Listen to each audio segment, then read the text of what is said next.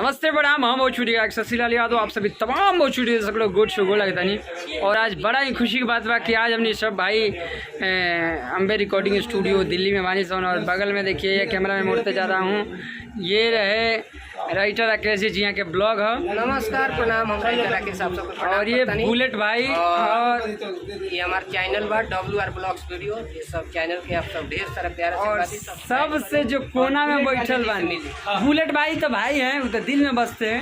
अब वो दिल में जो सबसे हेड जगह है वो कुर्सी भैया को मिला है, जो कि संजय लारी भैया है। तो संजय लारी भैया कुछ बोलिए और बुलेट भाई आप भी बोलिए। बोलो तो नहीं तो मना करो। कैसे मना करो भैया रुआ के, हमारे इतना हिम्मत क्यों रुआ के मना करी। लारी से पहले बोलवाई ओकरा बाद बुलेट भाई। हाँ चलिए लारी भैया। नमस्ते प्रणाम, समस्त भोजपुरी भैया लोग के दिल से कोटि कोटि प्रणाम करता नहीं और दिल से प्यार दुलार। बाकी कद शशि भाई से मिली और बाकी राकेश WR ब्लॉग। हाँ ये चैनल के सब्सक्राइब कर लो। हमने घर के बानी सन हमनियो करन तो रघुनु के चैनल ई नहीं कि हमरे करन कलाकारों में के बा त अपन लिंक भेजो। ठीक लिंक भेजी लो और हम बाकी ना रही बाकी ना रही न्योता जो चैनल सब्सक्राइब कर लो तो होई। और ये WR ब्लॉग्स तगरे के ढेर सारा प्यार दुलार दी जा और चैनल के सब्सक्राइब करी जा। हाँ तो और ढेर सारा आशीर्वाद प्यार दुलार जा। आए पर नए नए अपडेट मिली जे कलाकार जैसे हंसी मजाक ऐसा बात नहीं कि ये खाली वीडियो आई।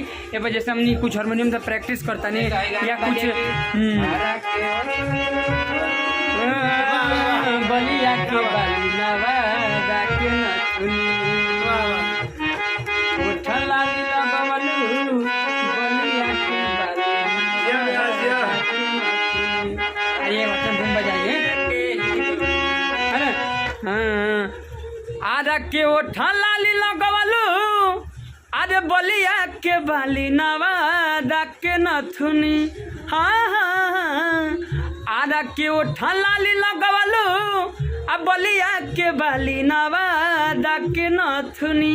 तखमना जिला के जिलेबी हऊ ए बाबुनी, तखमना जिला के जिलेबी हऊ ए हो बाबुनी।